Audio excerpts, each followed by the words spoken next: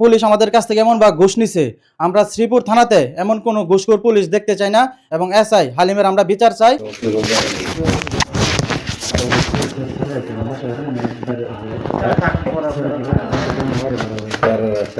বাড়িতে রাখবেন স্যার আপনাদের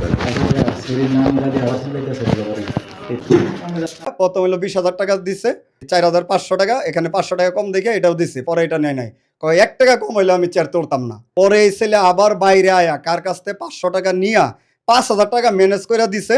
তারপর সে চেয়ার থেকে উঠছে, দেখলাম টাকাটা গইনা বুঝা পাওয়ার পরে যে 25,000 টাকা লাগবে। পরে বিকাশে বাসা থেকে 15,000 টাকা নেওয়াইছি, সাথে আরো 5,000 টাকা ক্যাশ ছিল। পরে বলছে ভাই 20,000 টাকা রাখেন। যাক ভাই এগুলা তো আমার ভাই কইলা দিত ভাই মানুষ এগুলা কমা দিচ্ছে সেবাই পুলিশের ধর্ম, কিন্তু বাস্তবে মাঠ পর্যায়ে পুলিশ কতটুকু সেবা দিচ্ছে সে প্রশ্ন কিন্তু জনমনে উঠছে। গাজীপুরের শ্রীপুর মডেল থানার এসআই হালিমের বিরুদ্ধে একটি ঘুষ বাণিজ্যের অভিযোগ উঠেছে। কিছুদিন আগে শ্রীপুর থানায় একটি অপহরণের অভিযোগ হয়।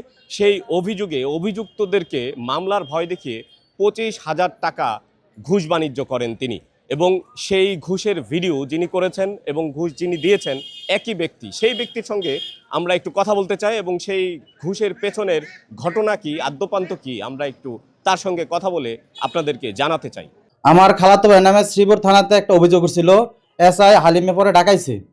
পরে ডাকানির পরে সে বলতেছে 50,000 টাকা লাগবে, 50,000 টাকা না দিলে আমি চেয়ার থেকে উঠবো না।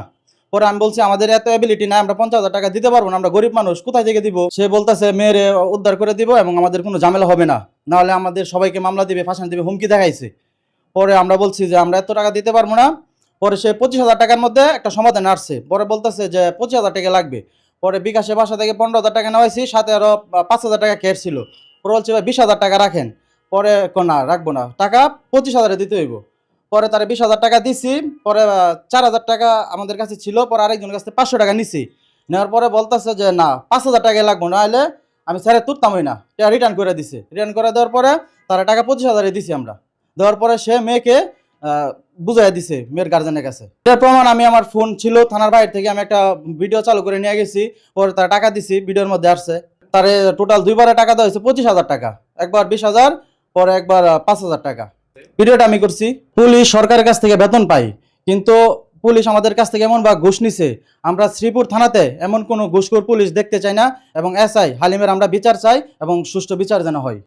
যাক ভাই এগুলা তো আমার ভাই কইলা দিত ভাই মানুষ এগুলা কমা দিচ্ছে এই যে টাকা আপনি গুনতেছেন, এটা কি এআই নাকি বাস্তব, এটা বলেন। না আমার কাছে তো আমার টাকা তো গুনতে পারি, আমার কাছে তো কেউ দিচ্ছে না। এই যে দিছে, এই যে হাত দিয়ে টাকা দিচ্ছে, যে ভিডিওটা একবারে থানার বাইরে থেকে ভিডিওটা শুরু হয়েছে, আমি আপনাকে মূল অংশটা দেখাচ্ছি।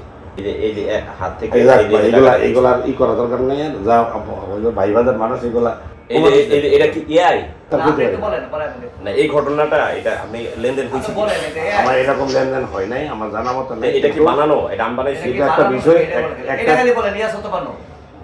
এটা আমার নলেজ নাই। আমাদের কাছে যেভাবে উনি টাকা চাইছে, আমার মনে হইলো অভিযোগকারী যে হোক, দরখাস্তকারী যারা এখানে যায় তাদের ভাষ্যটাই মনে হয় এরকম থাকে, এটা আমার মনে হচ্ছে। আমার কাছে এমন একটা ভঙ্গিতে উনি টাকা চাইছে, তুই কে, কত টাকা দিতে পারবো।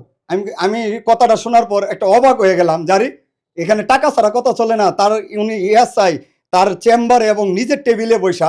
পরে আমি হাসতে হাসতে বললাম যে আপনি যা বলবেন আমি তাই তো বলতে পারবো, আমি তো মধ্যস্থল থেকে আসছি ভাই, আমি তো তার বন্ধু মানুষ, আমি মোবাইল মার্কেটে তার লগে মানে সে আমার নিয়ে আসছে।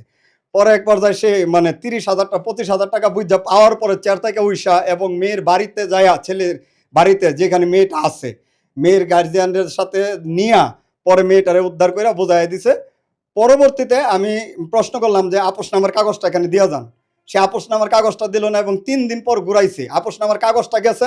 ওখানেও নাইম আমার ফোন দা কইতাছে ভাই বকুল ভাই টাকা চাইতাছে, কত, কয় 7,000, প্রথম 7,000, পরে 5,000 টাকা লাগবেই। পরে নাইমের কোন এক আত্মীয় নাকি লাগে, সেও মানে রাজনৈতিক দলের লোক, পরে তার পরিচয় দিছে। পরে তাও কাগজটা দেয় নাই, একটা ছবি ওটাই আনতে দিছি। তাইলে আমার কথা হইলো আমি ওনারে মোবাইলে নিজে রিকোয়েস্ট করছি যে ভাই এটা তো আপনি নিজে বলছেন, কথা দিচ্ছেন, টাকা নেওয়ার পর বুঝাই দিবেন। আপনি বলছেন, আমি যখন টাকাটা দিছি আমি তখন বলছি যে আপনি যে মীমাংসা দিবেন, আপোষনামার মীমাংসা, এই কাগজটা কি দিবেন না ওনাদেরকে। সে নিজে বলছে হ্যাঁ আমি দিব। এইটা আনতে গেলেও টাকা চাই এবং এটা দিতে চাচ্ছে না। তাইলে কত বড় ঘুষখোর শেষিনী সেটা মানে কল্পনা করা যায় না। এবং এরকম ঘুষখোর কোনো যে কোনো মানে পুলিশ হোক, কনস্টেবল হোক, সরকারি কর্মকর্তা বা যেই হোক, ঘুষখোর পুলিশ এসআই, আমরা এরকম ঘুষখোর পুলিশ শ্রীপুর থানায় অন্তত চাই না। জনগণকে সেবা দেওয়ার বিনিময়ে পুলিশ নিয়মিত সরকার থেকে বেতন ভাতা তুলছেন, কিন্তু সেবার নামে পুলিশ যেভাবে ঘুষ বাণিজ্য করছেন এটিকে শ্রীপুর উপজেলার সচেতন মহল খুবই খারাপভাবে দেখছেন। তারা এই যে অভিযুক্ত এসআই হালিমের বিচারের দাবি জানিয়েছেন। প্রিয় দর্শক, একটি ঘুষ বাণিজ্যের তথ্যচিত্র জানানোর চেষ্টা করছিলাম, সঙ্গে ছিলাম মোহাম্মদ মুজাহিদ, সময়ের আলো, গাজীপুর।